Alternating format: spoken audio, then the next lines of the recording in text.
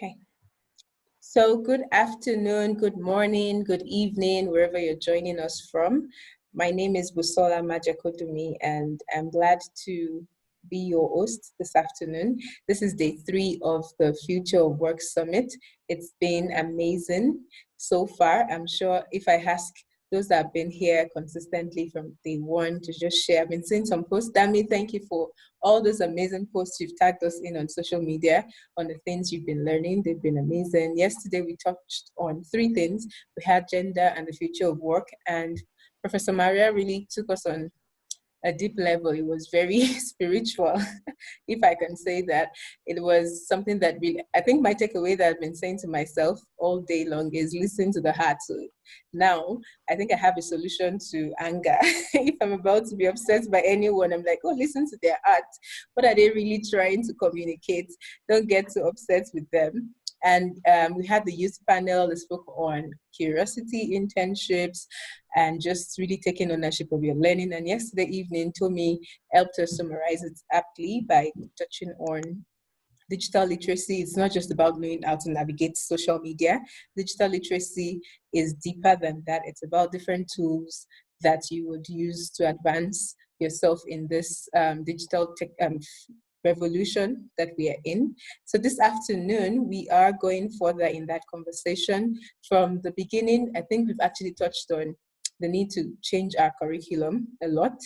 A lot has been said about how many things are outdated, obsolete. And so today's conversation is on revamping the curriculum. And with us today is Oludare Akinlaja. Dare is an educator, development consultant, is an author and conference speaker, is a founder of the University, also known as the School of Alternative Academics, a school set up to use blended learning to design programs that promote experiential and lifelong learning and also redefines how Africans are educated. He's also the managing partner of Oludare Akinlaja Global Development Consultancy.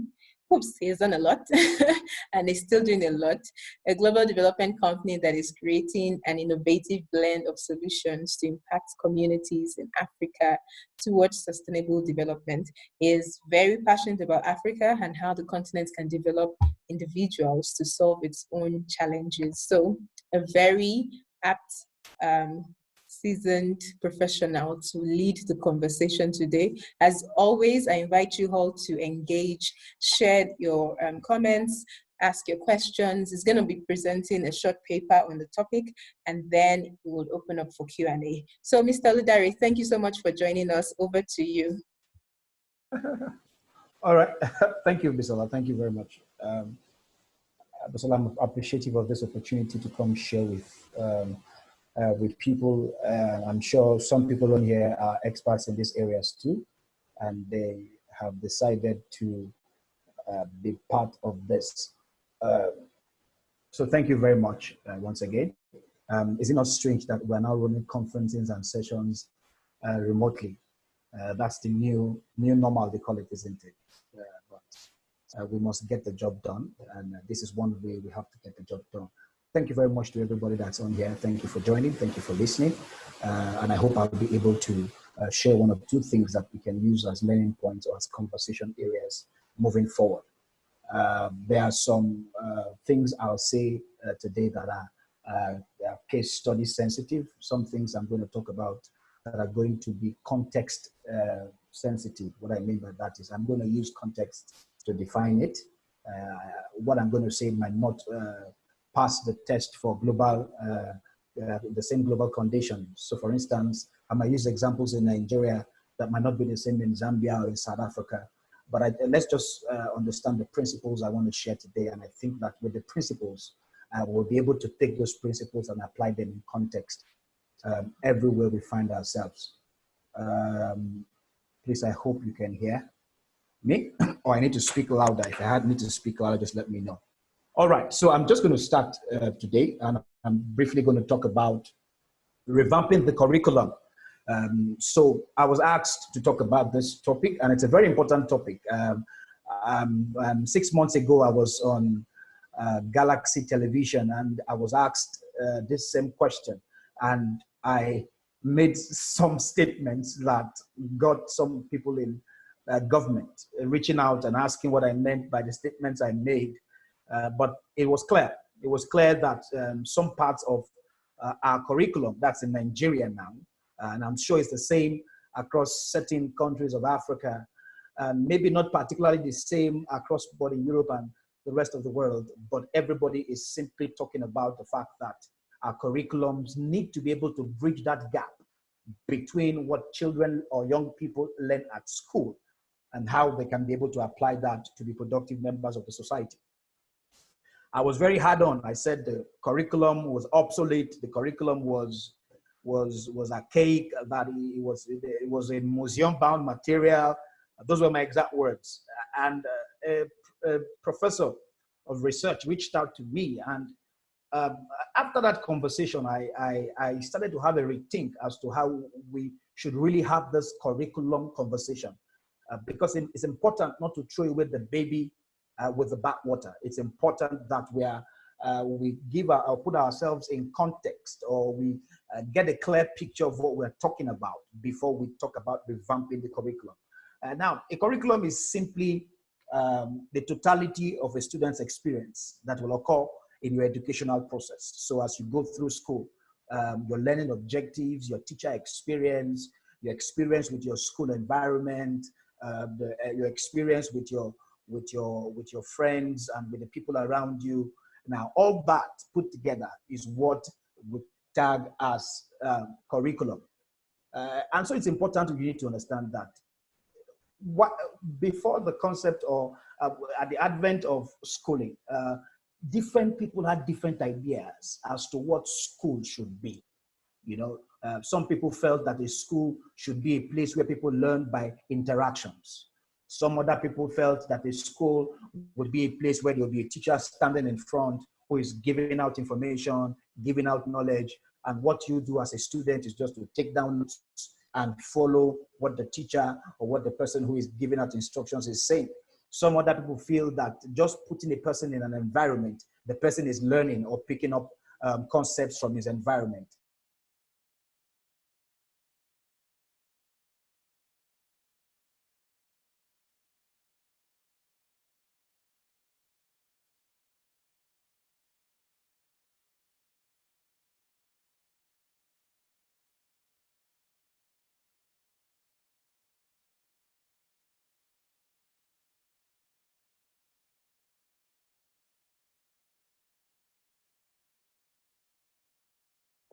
Oh, looks like we may have lost the connection with Mr. Dari. I'm going to see if I can reach out to him. Sorry about that. The barriers on the continent to our future of work. I'm sure he will join back in a bit.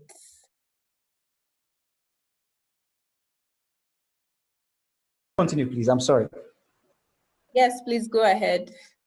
All right. I was just speaking about how we have different schools of thought with regards to what a curriculum or what a curriculum should be. Uh, I don't want to bore you with the history of what curriculum is, from the John Dewey's to the Toffers to the Aristotles, the Plato's. Those are all educational sociology or educational philosophies. But what we need to understand is that curriculum was set up for a particular reason. Curriculum was designed because there were certain objectives that the society wanted to benefit from our school system.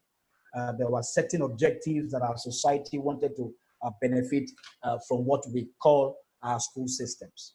Now, the challenge with curriculum now is not necessarily about right or wrong. It's not necessarily about whether those who designed it did not design it well enough, or the thinking at that level. No, that's not the challenge. The challenge is, just like every society evolves, and just like systems evolve, and we're looking for better ways to exist and live as human beings, it's the same way for our curriculum.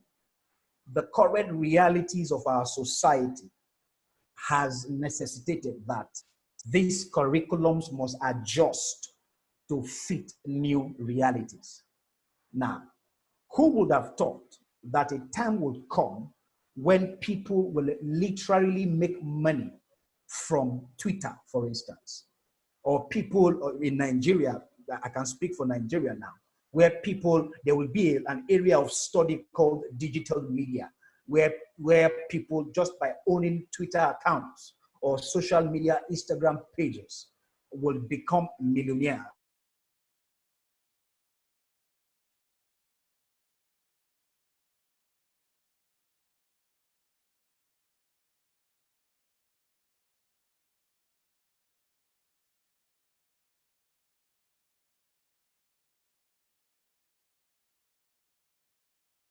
Yeah. These are the things we are having to deal with the curriculum. Um, I'll give examples because I've worked in this practical space.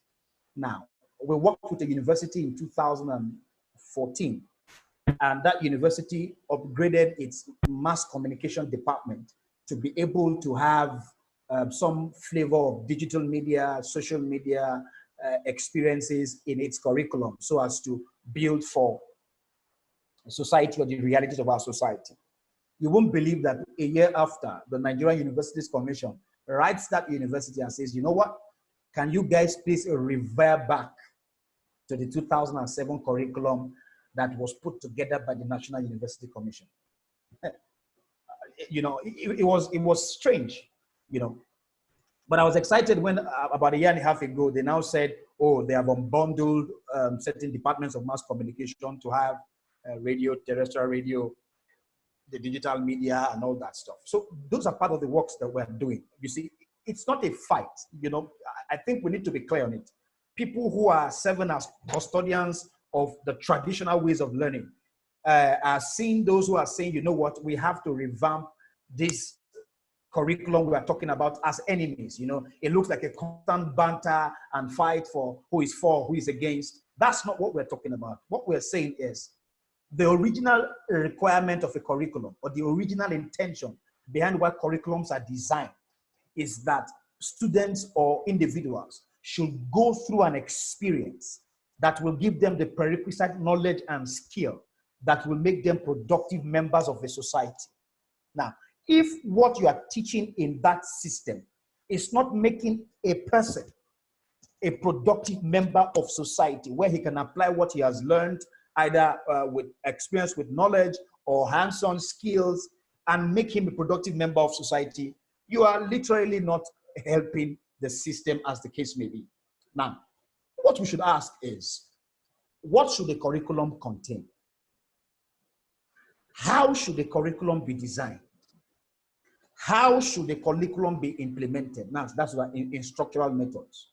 And what is the feedback mechanism for determining whether learning has taken place? So, for instance, you have people who are on opposite sides of the divide who are asking, of what importance is it to write exams? Is exams actually a through test of knowledge?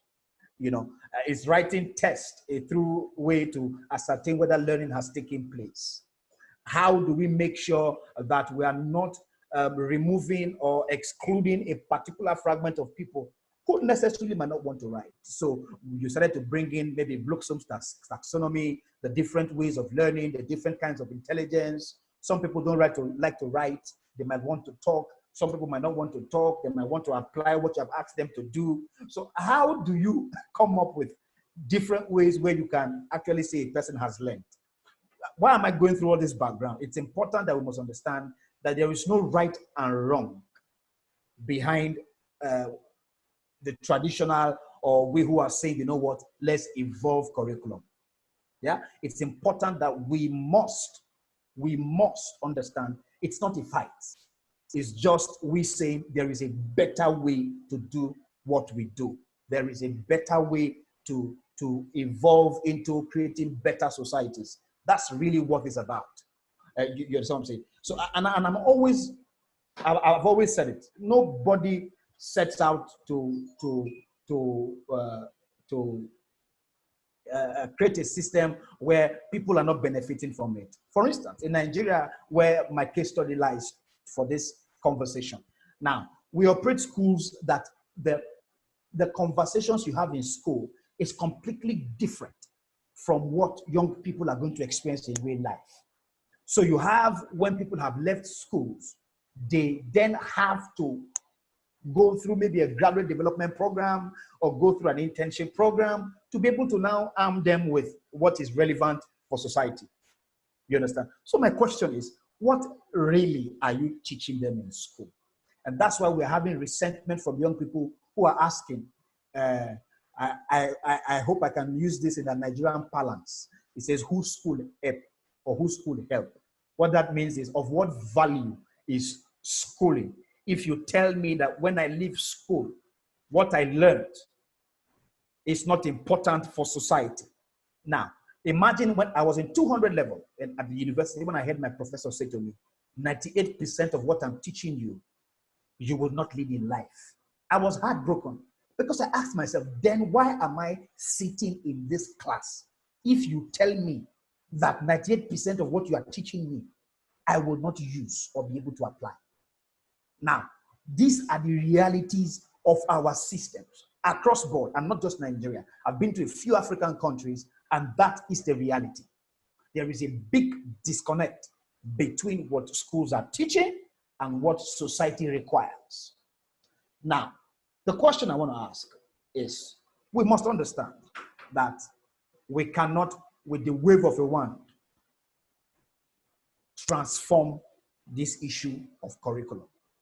There is a factor of political will.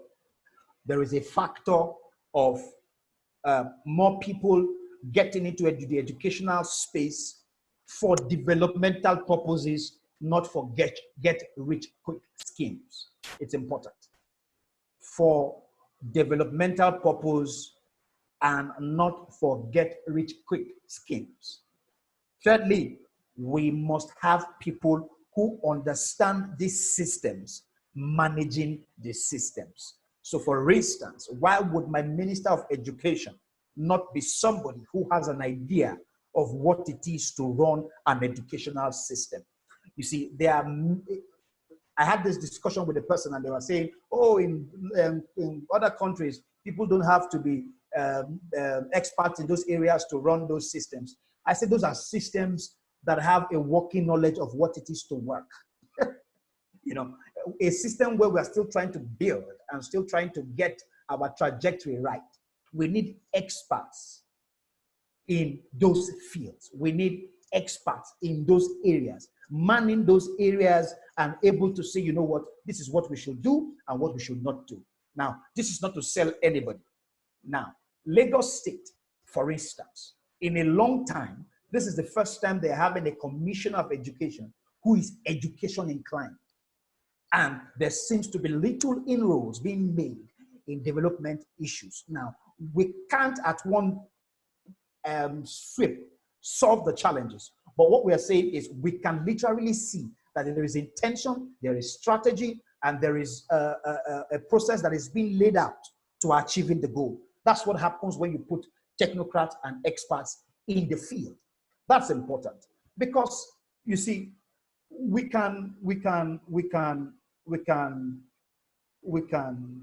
get on platforms and shout and scream and make all the noises we can. But if we're not strategic as to what we really require, we will not be able to solve these challenges. So this is my own view. Now, curriculum can be explicit, can be implicit, can be hidden, can be excluded. Explicit is the things we have designed because of the objective we want to achieve.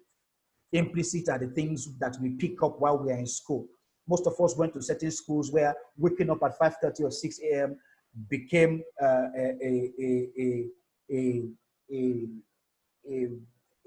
what's the word? Became an attitude or became something we all wanted to do simply because we went to those schools, and those schools are always saying that you have to wake up at 6. So that was like implicit. Hidden things are things we learn just by being in those environments. Most of us learned linguas by the schools we went to. Most of us had certain disciplines by the schools we went to.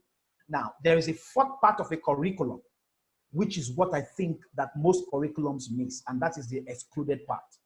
Now, the excluded part are things that you infuse in curriculums because you want to introduce new learning outcomes. Now, first of all, The content of learning is important for this revamping curriculum experience. We need to change what we teach people. I will give an example to how sad this challenge is. A woman went for a master's degree in a university in Nigeria, and she wrote her thesis on a particular area, and she took learning materials from a particular area, and she finished her master's. Then went to another university in America for her PhD. Now, the professor that she engaged, or her professor at her PhD level, engaged her on certain discussions and saw certain write-ups she had done at master's level and asked her and said, were you taught by so and so? She was like, yes, I did. He taught me at my master's level in university. And the man shook his head and said, that document you used, I gave it to him in 1979. Now, I gave it to him in 1979 as a reference material to use for his course of study. Now, is there anything wrong in history? No. Is there anything wrong in materials or information at that level? No. But how are we teaching people today the information we are trying to pass that can make it applicable in society? So today I was thinking, is the problem with history? Is the problem with biological sciences? Because there are certain courses you hear now in Nigerian universities, or I'm using Nigeria now, permit me because of context. In certain Nigerian universities, you're asking, do people still learn this kind of courses? Now, you hear someone who says he went to school to read anatomy, or he went to school to read history, or he went to school to read literature. And you're asking, so when you are done, now this is always the question young people ask you.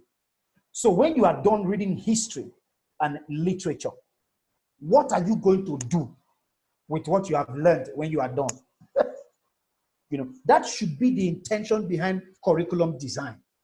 How can, when we are done teaching people, will they be able to take what they have learned and apply it in the outside world or in the society? You know, so the challenge is not with history. The challenge is not with literature. The challenge is, what is the content of learning? How is it being taught? What are the parameters for teaching it? What are the case studies you are using to teach it? How are you teaching it? You know, what are the examples you are giving? You know, what are the reference materials you are giving them to go study? You know, how are you engaging them in the learning process? All these things are important. How are you engaging them in the learning process? This is how knowledge and skills are built for relevance. You know, are we seeing examples around we can use? Now, there's a beautiful university in Canada. It's called Quest University, if I'm not mistaken. I think that's the word. I like to mention the name because I liked what they did. Now, in Quest University, their mode of learning and their mode of dissemination of knowledge is interesting. You literally have students who travel to the physical locations. It could be expensive, you know, who travel to the physical locations of these things. They don't just read it in books, they experience it. You know, they don't just hear about the relics of the Egyptian civilization. They literally engage it, they see it.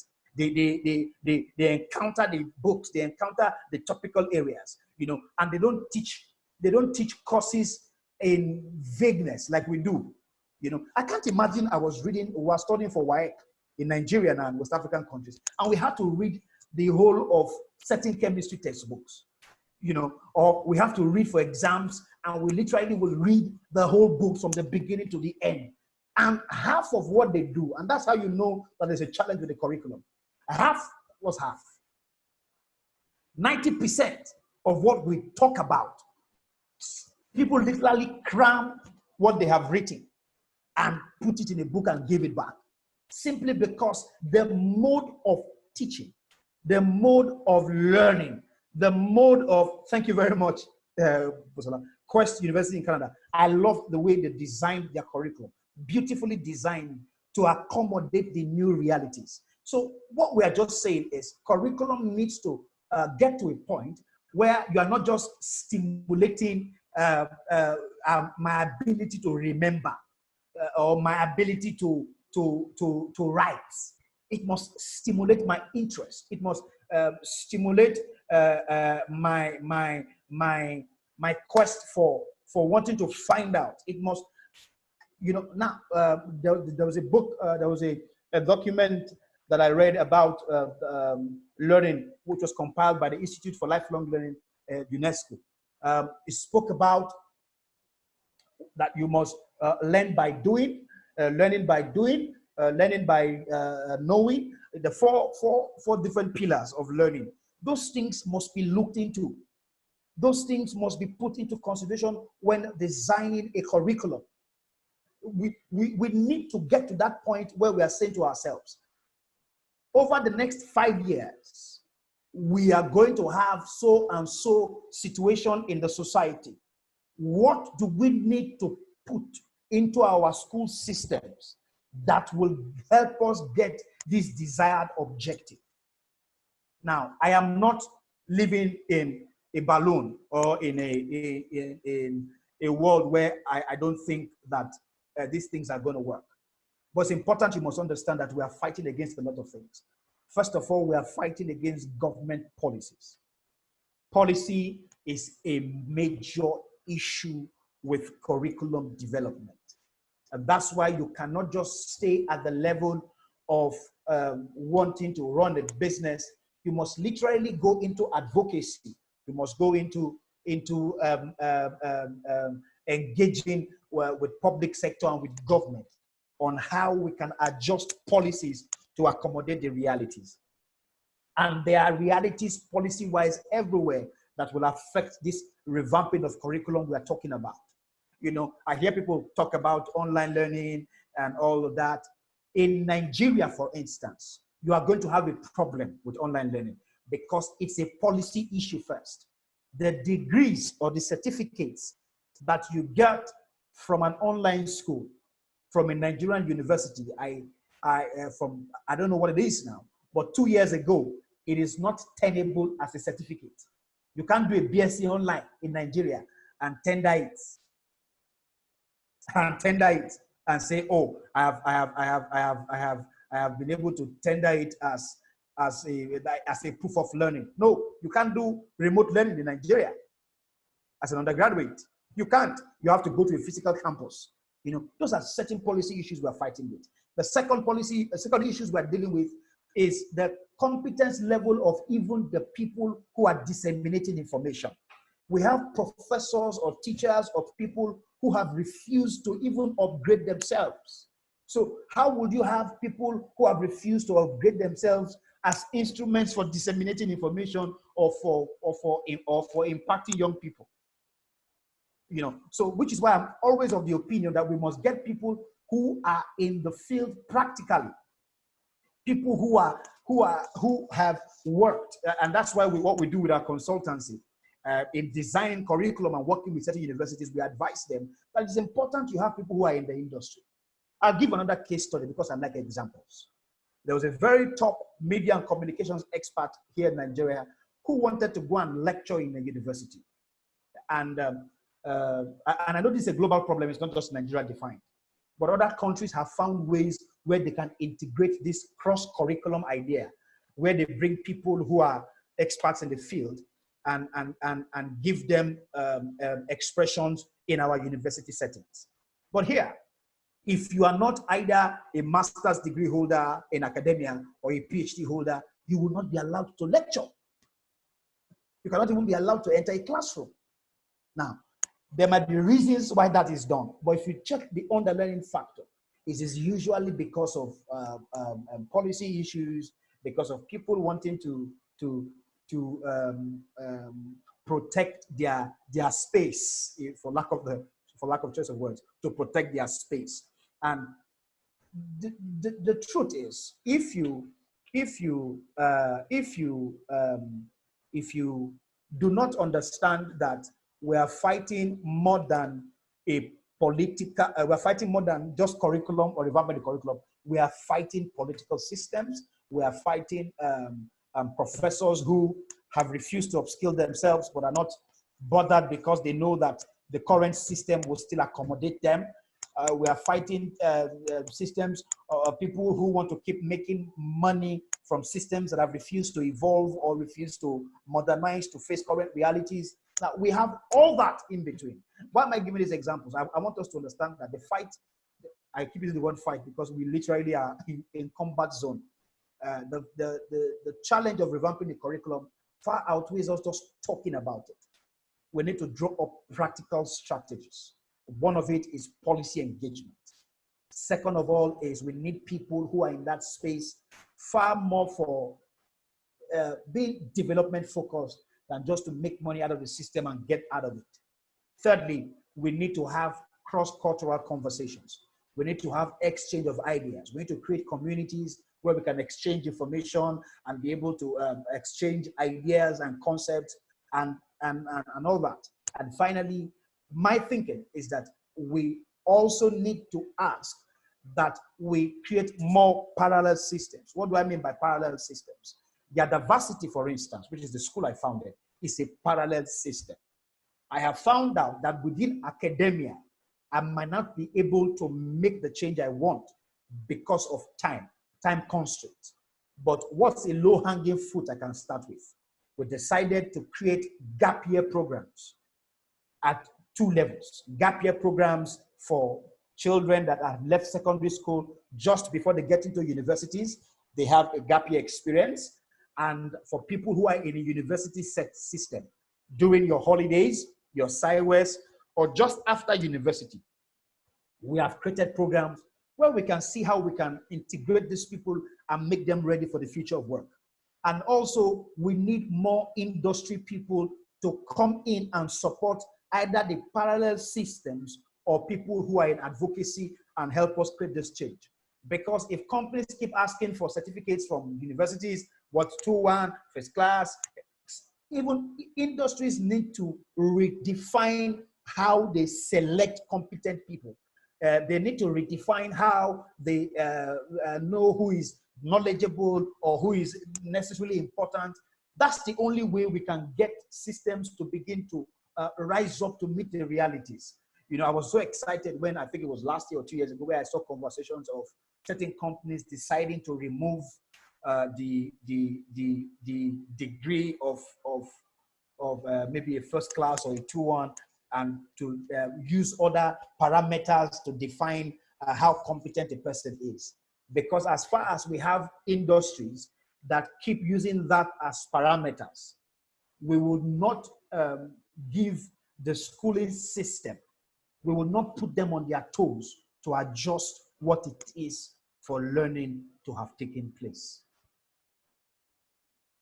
So I hope I've been able to, I can see there are loads and loads of conversations in the chat box.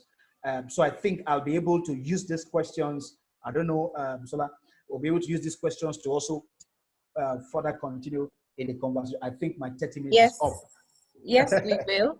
Thank you so much. Are you done with the presentation before we move on to questions? I am. Oh, great. I am. Awesome. I am.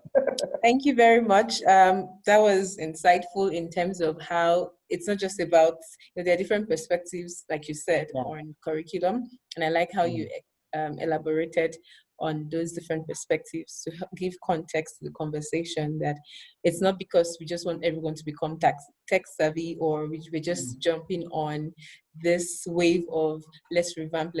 We need to understand the why and how it's going to benefit us as a country and as individuals.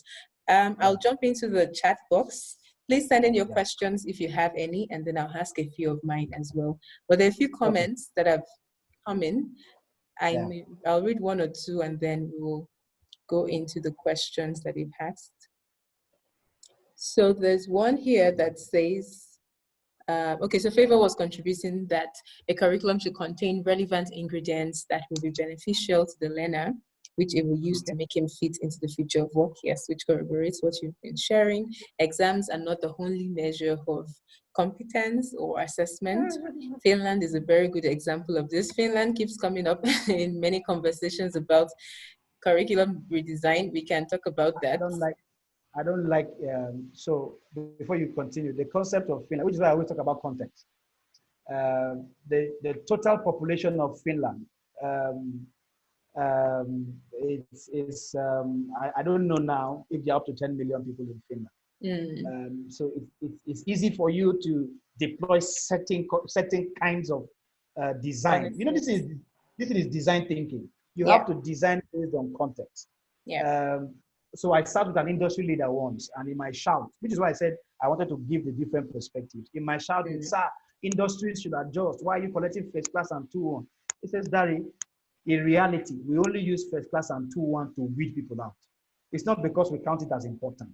We have Mm. over 200,000 applications. Application. What parameters are we going to use to weed them out? You know, so we need to ask practical questions and design based on context. That's my opinion. I could be wrong. Yeah, I Yeah, agree with designing based on context, which is one of the reasons why we set up this summit this year in terms of not just future of work, how does it apply to Africa, what are our current barriers, and what are the yeah, opportunities that we can actually leverage given our right. context. One of the things we shared yesterday on the youth panel was, can we localize some of the solutions and not Yeah, just copy and paste, copy because and paste. we've done a lot of copying and pasting that are not working for us.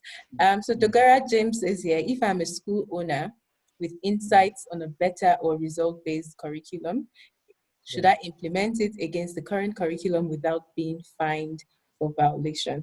I guess the question is, can she go ahead, or he go ahead rather, with Mm, implementing a result-based curriculum that he knows would work, but mm. then it stands the problem of being fined for not adhering Following the to, rules. yeah. So what would Eh, you say to that? So, under the UNESCO platform, for instance, there are conversations about what determines standardization. Hmm. Yeah, so that's why I said we can't throw away the baby and the bathwater, because in trying to solve a problem, if we are not careful, we will open up other problems. Yeah. People who are not quality driven or who are not standards driven will Mm-hmm. just latch on to this concept of, just like we have found out in Nigeria, for instance, everybody is teaching coding now. Everybody is teaching digital literacy. Everybody is teaching, Yeah. you know, yeah, and that's the challenge with ideas that are not standardized. So most of these agencies are simply just trying to make sure we have standards across board. Mm-hmm. So we don't have people who mess up the system or bring in certain concepts that might jeopardize our collective uh, goal. But it's also important that I believe that within the confines of standards, you can also tweak, you know, and a lot of schools are doing it, introducing entrepreneurship and leadership models, the way they are training teachers, the attention they pay to blended learning or student-centered learning. So you can tweak here and there within the confines of that standard to make sure that your whole system is achieving the goal that you desire. So, yeah. Yeah.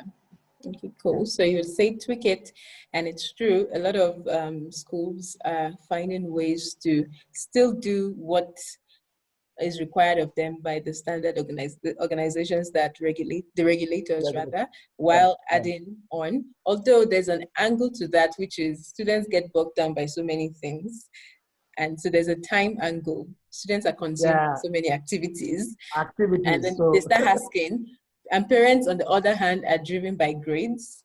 So even though we are teaching soft skills, because I know from experience from even running camps and currently where I teach, we I are doing know. like core, and then but parents want to see A's. So how do you Hey, balance that society's needs to see A's and you still having to acquire this new skills and mindset? yeah. So, it's a full value chain challenge from parents to, so for instance, university at the bridge program level, we are having this challenge. So are you going to keep a child for 9 months, just teaching the child entrepreneurship and leadership and soft skills? The Mm, parent is asking you, so when the 16-year-old is done, are you saying he will not go to university? So what next? You know, so you need to find a way to yeah, inculcate the academic aspect to it, a little math here, a little biology here. At the end of the day, students are overweight because there's no time to breathe, no time to rest, no time to, you know, so all that question. But I believe as we keep tweaking, keep finding better ways to deal with it, parents are like, someone knows that parents are an important part of that value chain. Parents, yeah. industry, you can't do it in isolation. You need Mm. everybody to come together and say, there's a challenge and this is the way we should solve it. Very true. You know, I've been thinking about it myself that one day we should host a boot camp just for parents. Because Yeah, like yeah. I students learn mean, a lot of things, but then when they get home, communication is another thing. They're like, what are you talking about? How will this get you I, a job? So yeah. I agree. One more question. Let me see. Do you think the Nigerian system considers and honors degrees from National Open University? I think this is about the industry now. No, okay. So you remember I said something about online degrees and the policy with online degrees in Nigeria. I'm not sure now, but as of 3 years ago, your online degrees do not are not tenable. That's why even in the National Open University, they still hold physical classes. So you Mm, will still go there at least twice or once a week or 3 times a week. Then they'll tell you the remaining things you can go and read it online. But you must have a physical representation of it. Some online schools, you literally don't go there. You sit in your house and get your degrees. But yeah. in Nigeria, it's a policy issue, I think. Yeah, I think like we've said so far, I believe that we need all the different silos to actually blend together. So the government, Yeah, from policymakers to the yeah, industry experts, to parents, to students, we actually need to have a cross context conversation on how, and maybe we need to start adjusting things little by little. So the universities, the NUC, National University Commission in Nigeria, for example, and yeah, other countries yeah, like equivalent should be adjusting and involving industry experts and even having young people on the table as well yeah, to give yeah, yeah. context to the conversations. So there's a Right. question here that says, in your opinion, should we continue to build curricula, given that what we're teaching now may not exist in the future? Okay. So at the beginning, I said we must first understand what curriculum is. Curriculum is not your enemy. Curriculum is not your enemy. The people who designed the original curriculums that maybe some people are still adopting are not the enemies. Mm, You know, they designed it based on the realities they had at that time. So we must, with this word, let me give you an example. Now, the first time I saw Singapore mathematics, I don't know if there's something called Singapore mathematics, where the Singaporeans sat down with mathematics and said, what's the most practical way we can teach our children mathematics and they will enjoy it? mm. I was Check amazed when I that saw out. it. I'm in love with I was Singapore. I was amazed when I saw the mathematics. I was like, wow, they have taken the same thing that we complain about. They have modernized it, tweaked it a Mm, bit, put it in context, highlight the important areas, give proper definitions to. So when you keep talking about this revamping does not necessarily mean throwing away. Revamping could also mean, is there a better way? can it be redesigned? Can it be redesigned? Can it be tweaked to fit current day realities? So we need to understand that revamping does not mean throw away. Stop teaching mathematics. Stop teaching English. Stop teaching social studies. Stop teaching. Those things have their needs. But what's the best way to teach mathematics that a child will know? Oh, I can see mathematics in my tomorrow, or I can see how I can apply mathematics when I become. Right So now. that's Yeah. that's what we should be thinking about. That's what curriculum experts should be sitting down, designing. So somebody is validating it. Say Singapore added a conceptual Conceptual dimension dimension. into teaching math. Yeah. Which You we're know, not doing. actually Yeah, there's an example that I use with math every time yeah. to my students. I'm like, I remember when I started driving, when I realized the importance of math, I struggled with reversing. But then the Mm. day I figured that reversing had to do with angles, and I started remembering angles, I was like, imagine if you could use something like that in the classroom and just everybody To wants teach to drive a cool car one day. So why don't you bring that into the classroom and have students imagine they're driving and saying, what angle are you turning into? Things like that. amazing. It actually really just Yeah, changes the learning from, oh, it's an abstract thing to it's actually my everyday life or reality. yeah, Thank yeah. you. So there's a Yes. question here that says, given the myriad of issues with revamping the curriculum, what role do students or Yeah. learners have to play in their own development? Just to add on to that, one of the things we said yesterday was, at the end of the day, the buck stops with each one of us. We can complain about our countries, our continents, but we're the ones Yeah. that want to actually grow. So I think she's saying, how Mm. can young people or learners build Mm. themselves or play? What role should they play? Okay. So I think, first of all, young people or learners across board must define what education is, and that education is not their enemy. Mm. Because we are starting to raise young people with this silent subconscious thinking that school is their enemy, Mm. or education is the enemy against their progress. We need to deal with those concepts, because what we're going to be doing is that we're going to be breeding resentful young people who are just acting out and not giving proper definitions of context to issues. Is very, very, very important. Once young people begin to see the importance of education and begin to see how education helps develop who they are. Let me give you an example. Let me give you a practical example. Now, have you noticed that this might not be in all cases, but if you look at the Nigerian music scene, you Yeah. can tell the musicians who are educated from those who are not. Mm. Like you literally can see the difference in the way the business or their skill or vocation is designed. Now, is it the school that created it? Maybe not. But I think that exposure to the discipline of time, of rigors of information processing, the rigors of having to engage classmates from different backgrounds, the Yeah. social interaction, the information processing, all that put together has an advantage it creates in what you become, or what you then come out to see at the end of the day, Very and true. well, that's for those who allow the systems go through them, though, not for those who just yeah. So we need to make them see the importance of that, then bring them in and say, you know what, we can redesign this thing to suit your needs. We can redesign this thing to suit your restlessness, so to say. We can redesign this thing to suit your desire of the reality of it. So properly define, make them understand its importance, then bring them in the redesigning process, taking their needs, their aspirations, and their wants into consideration. Yeah. Just to add to that, I think one thing that I believe young people can do or learners can do is, like you said, define what you actually want to take out of it. What are your Yeah, aspirations? And be willing to look for those opportunities or even create them.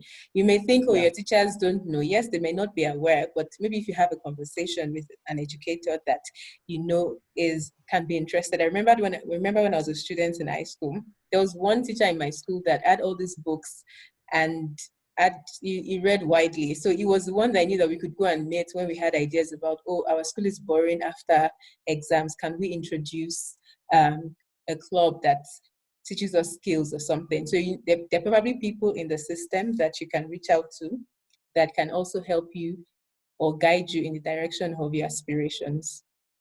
I think we have lost Mr. Dari, but I'll just read the next question and see if anyone may want to contribute. It says, can someone please help me? What is this thing with so many subjects students do instead of having few that are integrated? Um, will anyone like to take a stab at that question while we try and reach Mr. Dari? I would add a bit of my little knowledge in terms of subjects. I know that, like you said, I think there's a concept of transferable skills, but I think we need to redesign how the system works, or how those that in the Ministry of Education that are putting together core subjects to rethink how can physics and maybe literature, how can they be intertwined? So can you ask people to do a drama on a physics concept they've learned, so that way it's not an isolated learning. So they may still have to do a lot, but they're like integrated in a way that physics is not isolated from literature, or it's not isolated from English language. Like you actually fuse yeah, learning. I believe that's a strategy that can help. So you don't end up having a lot of subjects. It's more of you actually see their interconnectedness, and we're more intentional in designing them to connect. And that way the burden actually reduces, because I know that there's some things I learned in biology that I'm not intentionally using now, but like I don't remember names of bones and all that stuff. But there's some concepts that I learned in home economics, for example, that I remember, like wiping glasses, that are useful. So like maybe we need to figure out the ones that are useful for now and the ones that are not, that are good for conversations. So it's not just really about even, oh, what, I'm not going to be a doctor or whatever, but can I have a conversation that with someone that is in the medical field that will then help me, because we're global citizens. You're not just going to be talking about one field. You must be vast, at least know something about different things. And I think that's why we do that many subjects, but they can find a way to integrate them that might be more helpful. Find a link. No, I, I even think, sorry to buttress your point, I even think the foundation of how the liberal arts is defined needs to be tweaked. Now, Yeah. this one is pure education philosophy, where we need to ask ourselves, are the combination of the subjects we put together even necessary? Mm. Now that is pure foundational revamping. That's why I said curriculum is the revamping is a, so you need to ask yourself, is it really even important for us to do 4 subjects, 3 subjects, 16 2 sciences, 2 subjects art? actually in some Yeah, cases. Like that's a all lot. that. Yes. Do we really need to do all that? And if we're going to go that far back to revamp curriculum, it's going to take a lot of design, case studies, revamping what we're talking about. PhD people must write research materials, must come up with, you know. So it's a lot. It's not just press a button, start to finish. It's a lot. So we Yeah. need to start asking what is liberal arts? What are the courses that define liberal arts? To the 7 atriums we talk about. There Mm. must be logic, there must be that, there must be this. Does it matter? Is Plato correct to have designed it around those? You know, so a lot of questions, you know. So which Yeah. is why, yeah, yeah. I like Joy Williams' comment here about even teachers can collaborate. So she says, I was just thinking how students, teachers should collaborate, especially with assignments to connect the studies instead of disparate efforts. Because you see, students have so many assignments, so many tasks, many exams. So are there possibilities to combine things whereby they're saying their math show up in their English, or in, like here we have something called Foundation of Mathematics, which basically is math and English, because you're trying to take, like, you're writing an essay on a mathematical problem of Mm. everyday reality. So how many cups of water would fill up a tank if I'm, so like the kind of case study questions that Like McKinsey would what? ask you. Like Yeah, what what problems? What problems, problems? but that require a lot of thinking and research. So you're pulling different skill sets into one subject.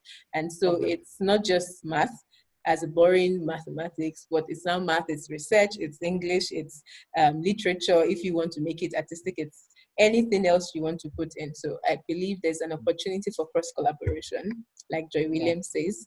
I agree. That way it's less stressful for students and allows for more enjoyment. One more Yeah. question. It says, Dari, how can, this is from Bengali, how can industrial players or industry players influence policy in terms of demand and supply principle? Can you please share practical ways? Okay, so the only reason first class 2-1 and 2-2 is still important is because industries are still requiring it.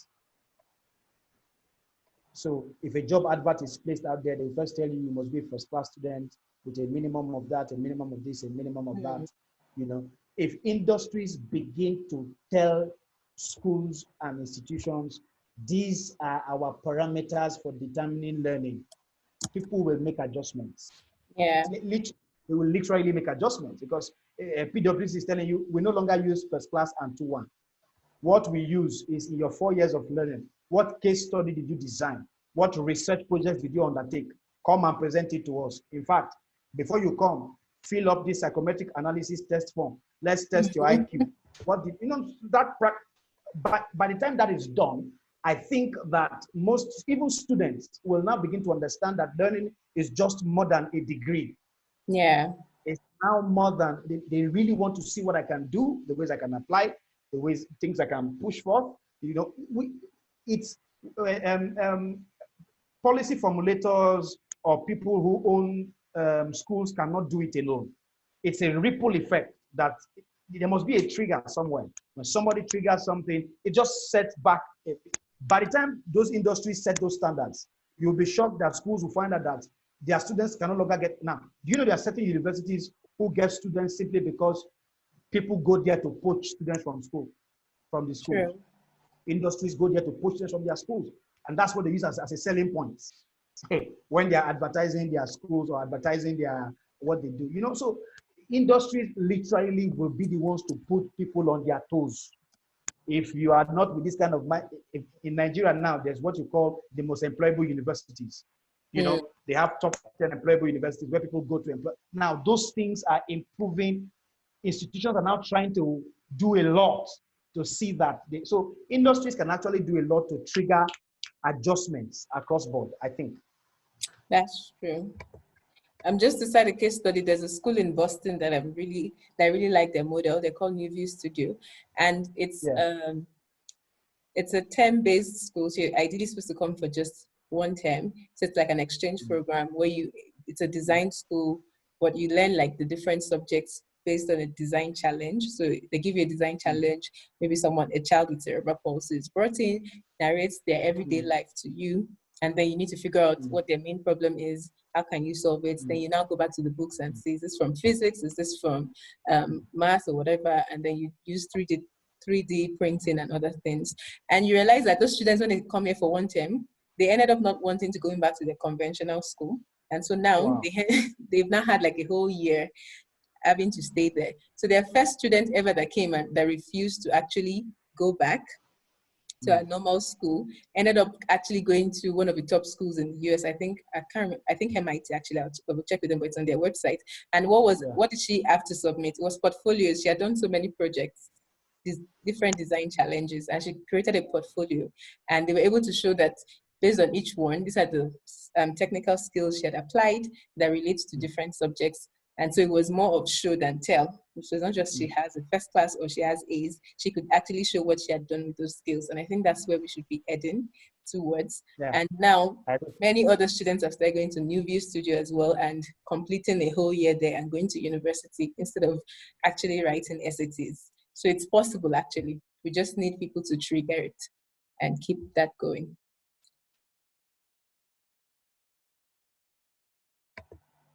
Hello?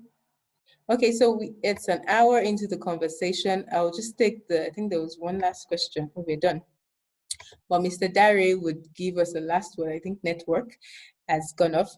For yesterday's session, we missed, there was an email sent, but if you didn't receive the email about the video to Professor Maria's conversation, we'll resend it. Please drop your email if you didn't get it so we can reshare as well. You can send it via, you can send an email to us so we can forward the link to you while it's still up. But all recordings will be shared at the end of the summit after we've edited.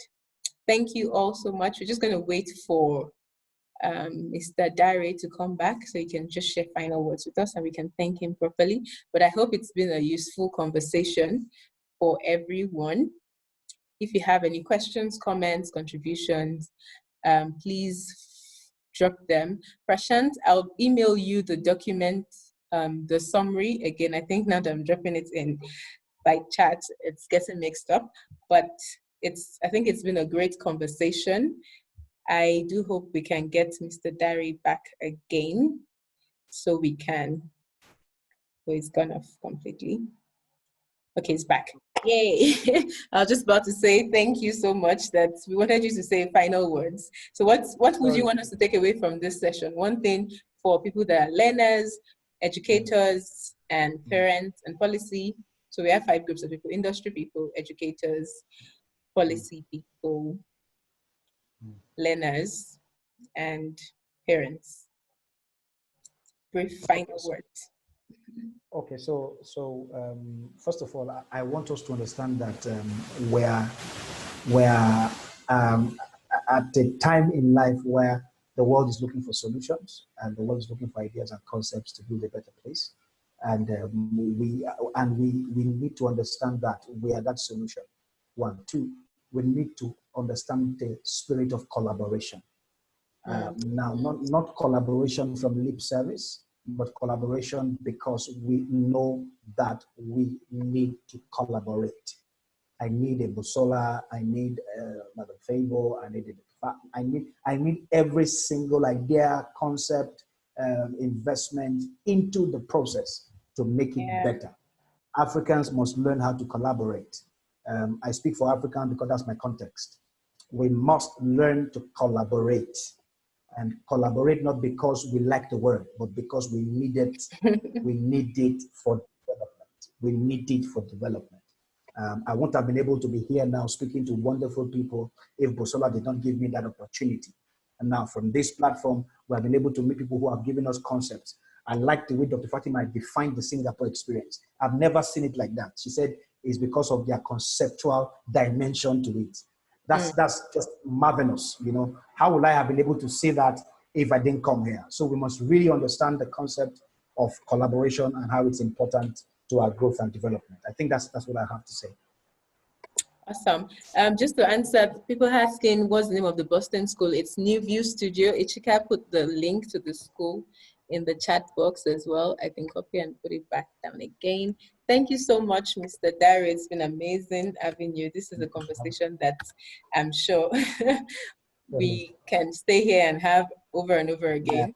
And yeah. we will not actually, what's the English word? We won't be able to Exhaust. cover exhaust it. Yes, thank you. Yeah, English left me for a second. not a We won't problem. be able to exhaust all that there is to it. So thank you all Yeah, for joining. We appreciate you so much, Mr. Akinlaja. We hope to have thank you you. again at some point.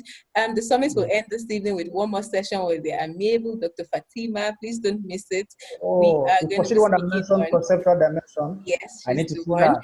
We are going to be listening to her on inclusion and the future of work, and then we'll have a final wrap-up session just to Okay, recap all that we've been doing. So thank you all great. so much. I'll see you in roughly 2 hours. Have a lovely evening. Thank you, Dare. We appreciate Thank it. you very much. Thank you very much. I appreciate it. Thank you very much. I don't take this for granted. Thank you. Thank you too. Bye.